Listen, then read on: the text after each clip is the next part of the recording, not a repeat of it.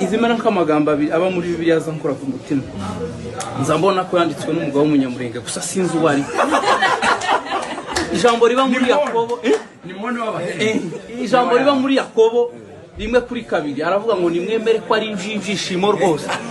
nta muyahudi wotekereza ijambo ibikunda